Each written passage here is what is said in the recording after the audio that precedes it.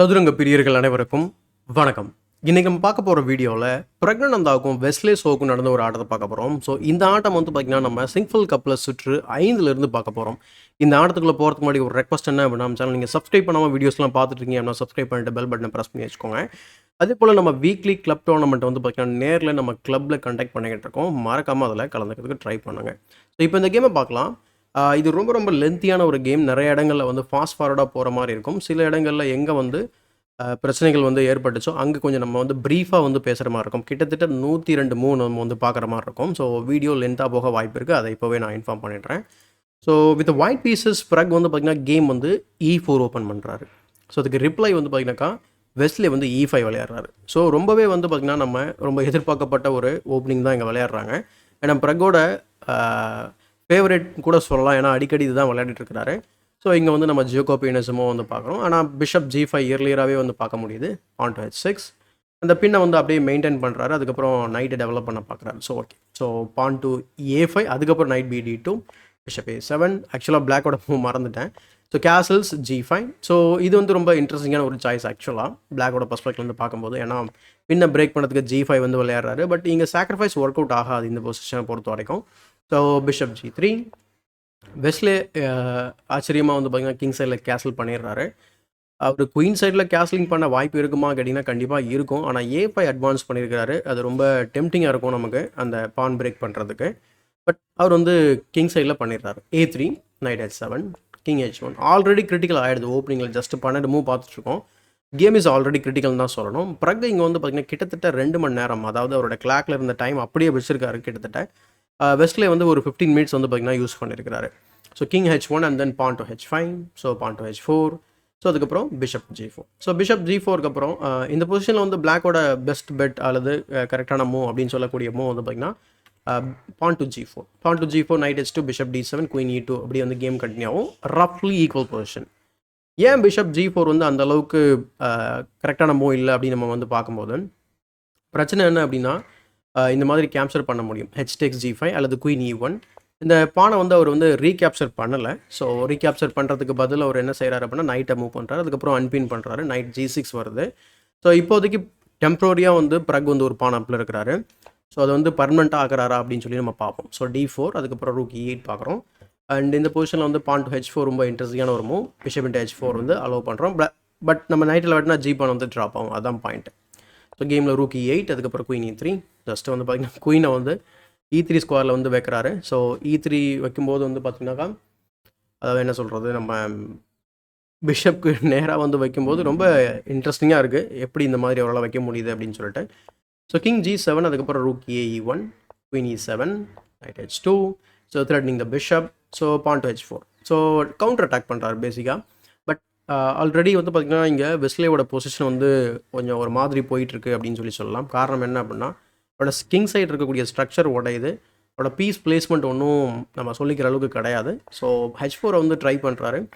அப்புறம் நைட்டால் பிஷப்பை வெட்டின உடனே அவர் H6 G3 விளையாடுறாரு. ஸோ அதுக்கப்புறம் நைட் F3 வருது. இந்த இடத்துல F takes G3 பிளேயபிள் தான். பட் இது மாதிரி ஒரு ஸ்ட்ரக்சர் வந்து கண்டிப்பாக நம்ம விரும்ப மாட்டோம். ஸோ அதனால் ஆப்வியஸ்லி பிறகு வந்து night F3 விளையாடுறாரு.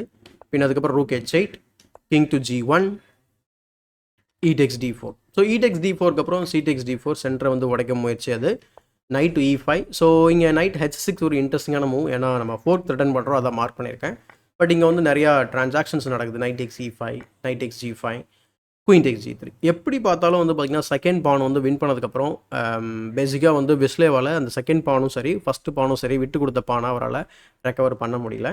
So rook F8 விளையாடுறாரு. அதுக்கப்புறம் ரூக் D1. ஸோ அதுக்கப்புறம் pawn F6 and then knight drops back. Knight வந்து பின்னில் இருக்குது. ஸோ அதனால் அவர் ரூக் H5 வந்து ட்ரை பண்ணுறாரு. ரொம்ப க்ரீடியான மூவ்ஸ்லாம் நம்ம இங்கே வந்து கண்டிப்பாக விளையாடவே முடியாது. Like queen takes E4 obviously it's a blunder. Knight takes G5 F8 G5 queen into G5 and then queen G6. So game வந்து கண்டினியூ ஆகும். பட் இருந்தாலும் இந்த பொசிஷன் வந்து நம்ம ரொம்ப ஒரு ஸ்ட்ரிப்டு பொசிஷன். ஸோ பிளாக் கிங்குக்கு வந்து டிஃபென்ஸே கிடையாது. So rook H5 and then knight takes G5 விளையாடுறாரு. F into G5. ஸோ கேமில் வந்து பார்த்தீங்கன்னாக்கா F இன்ட்டு G5 வந்து பார்க்குறோம். அதனால் so queen E5 check anyway. So பிறகு வந்து 2 பான்ஸ் அப்பில் இருக்காரு அப்படிங்கிறதுனால ஆக்சுவலாக இந்த லாஸ்ட் ஒரு 10 மூவ்ஸில் நீங்கள் என்ன கவனிச்சிருப்பீங்க அப்படின்னா ஒரு சிக்கலான ஒரு நிலையை வந்து பார்த்திங்கன்னா அவர் சிம்பிளிஃபை பண்ணி விளையாடுறதுக்கு ட்ரை பண்ணுறாரு. ஸோ குயின் ட்ரெண்ட் நடந்ததுக்கப்புறம் இந்த மாதிரி பான் டபுள் ஆகுது. பான் டு G4 அட்வான்ஸ் பண்ணுறாரு. ஏன்னா இங்கே வந்து இந்த பிஷப் இன்னமும் வந்து பார்த்திங்கன்னா ரொம்ப ஸ்ட்ராங்காக இருக்குது. வெஸ்லேவோட ஐடியா என்னவா இருக்கும் அப்படின்னு கேட்டிங்கன்னா 2 பான் டவுனாக இருக்கார். பட் அவருடைய ஐடியா என்ன அப்படின்னு கேட்டிங்கனாக்கா அவர்கிட்ட ஆப்போசிட் கலர் பிஷப் இருக்குது. ஸோ அதுதான் வந்து இங்கே இருக்கக்கூடிய ஒரு idea. So opposite colour bishop இருக்கும்போது 2 பான் இருந்தாலும் சரி கண்டிப்பாக வந்து இது தியரிட்டிக்கலாக ட்ரா அப்படிங்கிறது வந்து வெஸ்லேக்கு தெரியும். பட் அது ரொம்ப என்ன சொல்கிறது ப்ராப்பராக வந்து கன்வெர்ட் பண்ணணும். ஸோ எப்படின்னு சொல்லி பார்ப்போம். ரூக் D7 செக் கொடுக்குறாரு. கிங் H6 வந்த பின்ன G3 விளையாடி அந்த பானை ஸ்டாப் பண்ணுறாரு. அங்கவே ஐடியா என்ன அப்படின்னா king G2 rook H1 idea. So rook டெக்ஸ் E5 ரூக் டெக்ஸ் C7. ஸோ இப்படி பான்ஸ் வந்து ட்ராப் ஆனாலும் பிறகுக்கு வந்து பார்த்தீங்கன்னாக்கா 2 பக்கமும் ஒவ்வொரு பான் எக்ஸ்ட்ரா இருக்குது. ஏதாவது ஒரு பக்கம் அவரால் வந்து கண்டிப்பாக வந்து ஒரு பானை வெட்ட முடிஞ்சால் 2 கனெக்டட் பாஸ் பான்ஸ் நம்மளால் பார்க்க முடியும். Bishop C5 விளையாடுறாரு. அதே போல் இந்த இடத்துல வந்து பிஷப் அட்டாக்ல இருக்குது. சப்போஸ் நம்ம பிஷப்பை விட்டு கொடுத்துட்டு டெஸ்பரடாக வந்து பண்ணலாமா அப்படின்னு கேட்டிங்கன்னா பிளாக் இது மிகப்பெரிய பிளண்டர் ஆக்சுவலாக. ரூக் டெக்ஸ் F2க்கு அப்புறம் நீங்கள் நிறையா பான்ஸ் வந்து இழக்கிற மாதிரி ஆகிடும்.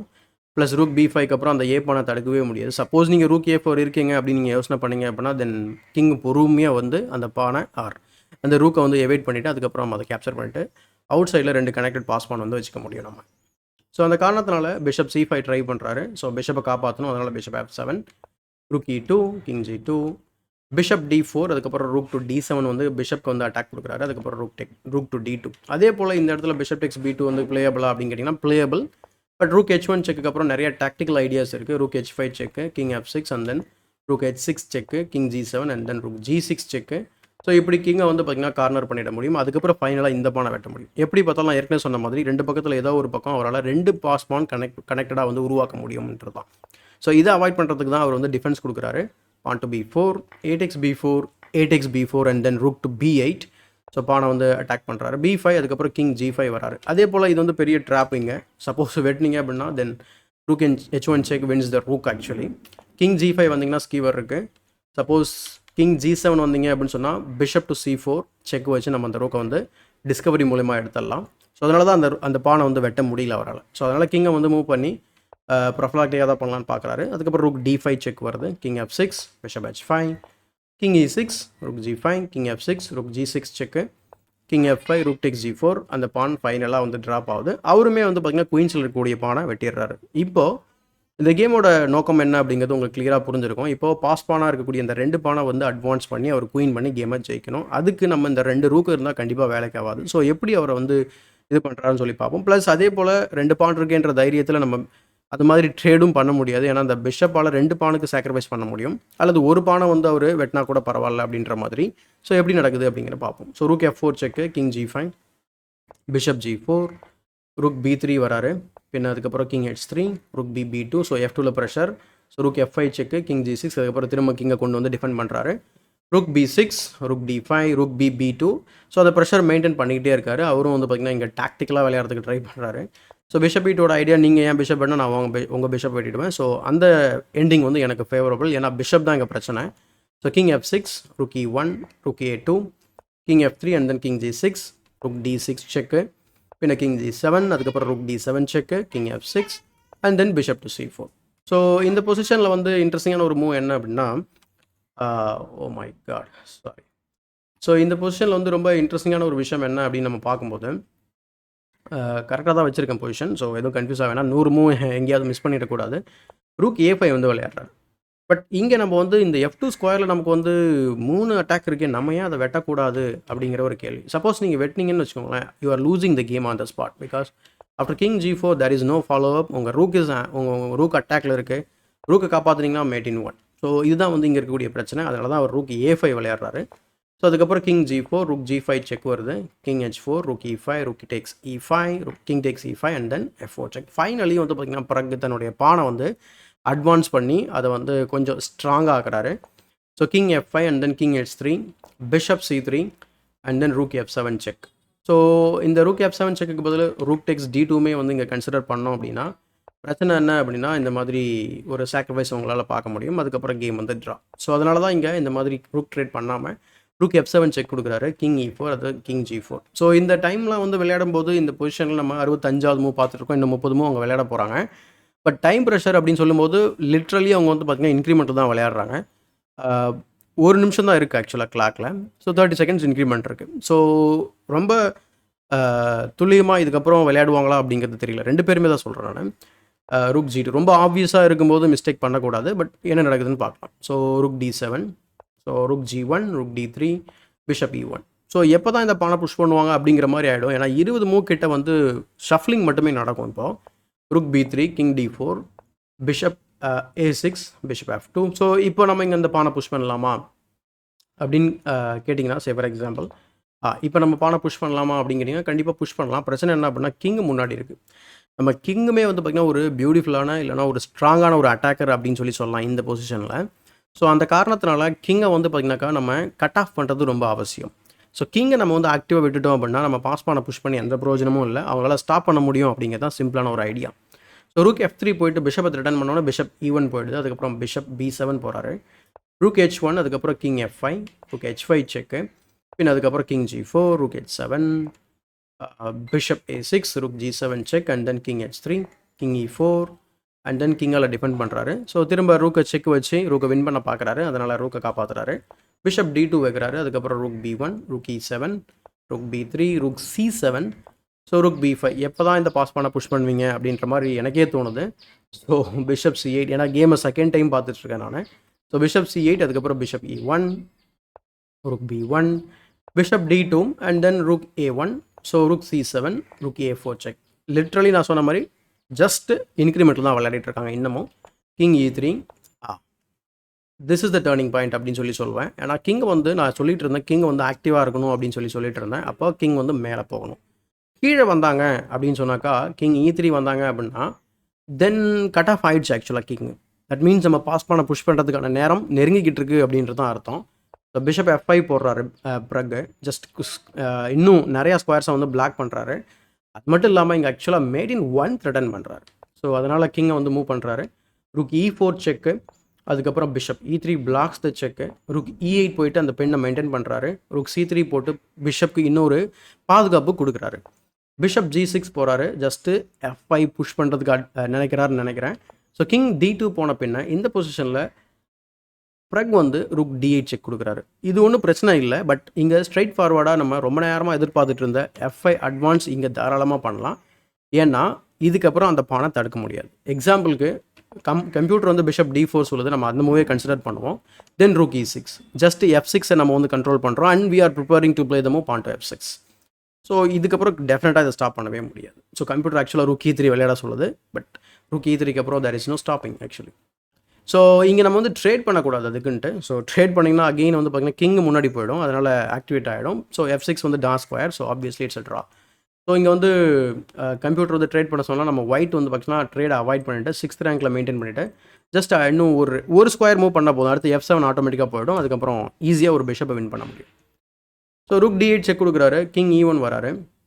அண்ட் இந்த பொசிஷனில் பிஷப் D3 வந்து விளையாடுறாரு. ஸோ பிஷப் D3 பதில் இன்னொரு இன்ட்ரெஸ்டிங்கான மூவ் இருக்குது, ரூக் டு D3. ஐடியா என்ன அப்படின்னா இந்த இடத்துல அவங்க ரூக் ட்ரேட் பண்ணாங்க அப்படின்னு சொன்னால் தென் பிஷப் டெக்ஸ் D3 அண்ட் நான் சொன்ன மாதிரி கிங் வந்து பேக் ரேங்கில் மாட்டிக்கிட்டாரு. So we can easily win this game. அல்லது ரூக் டு C2 செக் வச்சு எஸ்கேப் ஆனார் அப்படின்னா then king F3, bishop A7, rook E3 check, rook கூட சாக்ரிஃபைஸ் பண்ண முடியும் இந்த மாதிரி to get the rook back and then game goes on and white wins the game. So but bishop D3க்கு அப்புறம் அவர் என்ன செய்கிறாரு அப்படின்னா கிங்கை வந்து பார்த்தீங்கன்னாக்கா டிஸ்கவரிக்குள்ளே கொண்டு வராரு. பிஷப் B5 செக்கு கொடுக்குறாரு. அதுக்கப்புறம் கிங் E1. கிரிட்டிக்கல் மொமெண்ட்டை நம்ம வந்து நெருங்கிட்டு இருக்கோம். ஸோ இன்னமும் வந்து பார்த்திங்கன்னா கிட்டத்தட்ட ஒரு கடைசி ஒரு 30-40 மூவ்லேருந்து ப்ரக் வின்னிங் பொசிஷன் தான் இருக்கிறாரு. பட் இது கன்வெர்ட் பண்ணுறது அவ்வளோ ஈஸி கிடையாது அப்படிங்கிறத ஒரு வெஸ்லே வந்து ப்ரூவ் பண்ணிக்கிட்டே இருக்காரு. ஸோ அவருடைய நெவர் கிவ் அப் ஆட்டிடியூட் வந்து பார்த்திங்கன்னா இங்கே அவருக்கு ரிவார்ட் பண்ணுதா இல்லையான்றதை பார்க்கலாம். So bishop F5 check, king E1, bishop G6, rook A3, rook D6, bishop C5 and then rook to D5. So rook to D5க்கு அப்புறம் பிஷப் E3 வருது. தென் கிங் டு F3. அவர் ஒரு டிஸ்கவரியில் போன மாதிரி இவர் ஒரு டிஸ்கவரியில் போகிறாரு. And bishop D4 check discovery கொடுத்ததுக்கப்புறம் this is the critical moment. ஓகேங்களா? So finally pause the video moment உங்களுக்கு. ஸோ இந்த பொசிஷனில் ஒயிட் வந்து கேமை வின் பண்ணணும் அப்படின்னா என்ன மூவ் பண்ணணும்? ஸோ உங்களுக்கு நிறைய ஆப்ஷன்ஸ் இருக்குது. டிஸ்கவரி கொடுத்துருக்காரு. ஸோ கிங்கை தான் மூவ் பண்ண போகிறீங்க. பட் என்ன கிங் மூவ் வந்து உங்களுக்கு ஹெல்ப் பண்ண போகுது அப்படிங்கிறது ரொம்ப ரொம்ப முக்கியம். அவர் என்ன செய்கிறாரு அப்படின்னா ஆக்சுவலாக வந்து கிங்கை வந்து E4 ஸ்கொயருக்கு மூவ் பண்ணுறாரு. இதனால் வந்து பார்த்திங்கன்னா கேம் வந்து ட்ராயிங் பொசிஷனை வந்து எட்டியிருக்கு அப்படின்னு சொன்னால் நம்மளால் நம்பவே முடியாது. அது எப்படின்னு சொல்லி நம்ம பார்ப்போம். அப்போது இங்கே என்ன விளையாடலாம் அப்படின்னா இன்ட்ரெஸ்டிங்கான ஒரு move bishop to D3 brilliant bishop sacrifice move. ஏன்னா இங்கே நீங்கள் கேப்சர் பண்ணதுக்கப்புறம் ஃபோர்க் பண்ண முடியும். ஃபோர்க் பண்ணிங்கன்னா rook E3 check, king take E4 and then this is winning. So உங்கள் கிங்கால் வந்து பார்த்திங்கன்னா இங்கே என்ன சொல்ல ஃப்ளெடா பொசிஷன் உருவாக்க முடியாது. ஸோ அதனால் இது வந்து வின்னிங் பொசிஷன். ஸோ இது மாதிரி சிம்பிளாக வின் பண்ணலாம். பட் கிங் E4 ஏன் வந்து ஒர்க் அவுட் ஆகலை அப்படின்னு வெஸ்லே நமக்கு சொல்லுவார். So king E4, bishop E6, pawn to F5, king F2, F5 and then rook A4 check. Pawn வந்து அங்கே ட்ராப் ஆக போகுது. ரூக் டேக்ஸ் G4 அண்ட் அந்த ஒரு பானுக்கு வந்து பார்த்திங்கன்னா இப்போ பிஷப் அட்டாக்ல தான் இருக்கும். ஸோ பான் அட்வான்ஸ் பண்ண முடியாது. ஸோ பிஷப்பை மூவ் பண்ண உடனே அவர் கிங் E3. ஸோ கிங்குமே வந்து பார்த்திங்கன்னா பேக் ரேங்கில் அடப்பட்டிருந்த கிங் இப்போ ஆல் ஆஃப் அ சடன் வேகமாக ஆக்டிவேட் ஆயாச்சு. பிஷப் C6 வராரு. அதுக்கப்புறம் இங்கே ரூக் ட்ரேட் பண்ணுறாரு. ஏன்னா ரூக் ட்ரேட் பண்ணாலே இந்த பானை வந்து கேப்சர் பண்ண முடியும். ஏன்னா இன்னும் டாஸ் ஸ்கொயர் வர்றதுக்கு இன்னும் 2 மூவ் இருக்குது. ஸோ ரூக் ட்ரேட் பண்ணதுக்கப்புறம் அழகாக வந்து இந்த மாதிரி பிஷப் வந்து E7 வைக்கிறாரு. இந்த மாதிரி ப்ரொமோட் பண்ணுறாரு. அதுக்கப்புறம் பிஷப் டெக்ஸ் F5. ஸோ ஆக மொத்தத்தில் 107 மூவ் வந்து பார்த்திங்கனாக்கா இவ்வளோ டஃப்பான ஒரு ஆட்டத்தில் ப்ரக் வந்து பார்த்திங்கன்னா மிகப்பெரிய ஒரு வாய்ப்பை இழந்து கேம் வந்து சமனடைய வந்து விட்டுறாரு. ஸோ இது வந்து அஃப்கோர்ஸ் இது வந்து டைம் ப்ரெஷர் அப்படின்னு நம்ம கண்டிப்பாக சொல்ல முடியும். நான் ஏற்கனவே சொன்னேன் கிட்டத்தட்ட 60 மூவ்லேருந்தே அவங்க 30 செகண்ட்ஸ் இன்க்ரிமெண்ட் தான் ஆடிட்டு இருக்காங்க. ஸோ அதனால் அவரையும் நம்ம குத்தம் சொல்ல முடியாது. பட் 2 கேம் ஆக்சுவலாக 3rd ரவுண்டில் குகேஷோடையும் 5th ரவுண்டில் வெஸ்லேவோடையும் வந்து பார்த்திங்கன்னா வின் பண்ணியவனுடைய கேமை வந்து பார்த்திங்கன்னா அவர் நழுவ விட்டுட்டார். ஸோ மீதி இருக்கக்கூடிய இன்னும் ஒரு ஐ திங்க் இன்னும் ஒரு 4 or 5 ரவுண்ட்ஸ் இருக்குதுன்னு நினைக்கிறேன். ஸோ என்ன நடக்குதுன்னு நம்ம வந்து பார்க்கலாம். ஸோ இப்போ வந்து குயிக்காக வந்து நம்ம ஆஸ் யூஷுவல் ஸ்டாண்டிங்ஸ் வந்து நம்ம பார்த்துட்டு இந்த வீடியோ முடிச்சிடலாம். ஸோ இதுதான் வந்து கரண்ட் ஸ்டாண்டிங்ஸ். அலிரிசா ஃபிரூஷா வந்து பார்த்திங்கன்னா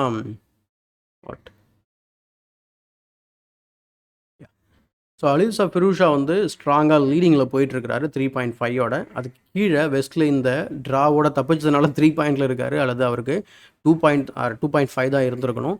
அடுத்து MVL இருந்து நெப்போம்னியாஷி வரைக்குமே 2.5. அதுக்கப்புறம் நொதிர்பேக் வந்து 2. அண்ட் இங்கே வந்து பார்த்திங்கனாக்கா அதிகப்படியான லாஸை வந்து சஃபர் பண்ணது அனீஷ்கிரி. 2 லாஸ் சஃபர் பண்ணதில் 1.5ல் இருக்கிறாரு. ஸோ கண்டிப்பாக இந்த வீடியோ உங்களுக்கு பிடிச்சிருக்குன்னு நினைக்கிறேன். அப்படி பிடிச்சிருந்தா அந்த வீடியோக்கு ஒரு லைக் கொடுங்க. மறக்காமல் மற்றவங்களை ஷேர் பண்ணுங்கள். இன்னும் நம்ம சேனலை சப்ஸ்கிரைப் பண்ணல அப்படின்னா சப்ஸ்கிரைப் பண்ணிட்டு பெல் பட்டனை ப்ரெஸ் பண்ணி வச்சுக்கோங்க. இதே மாதிரி ஒரு பயனுள்ள வீடியோவுடன் உங்களை சந்திக்கும் வரை உங்களிடம் இந்த விடைபெறுவது உங்கள் சதுரங்க சாணக்கியன்.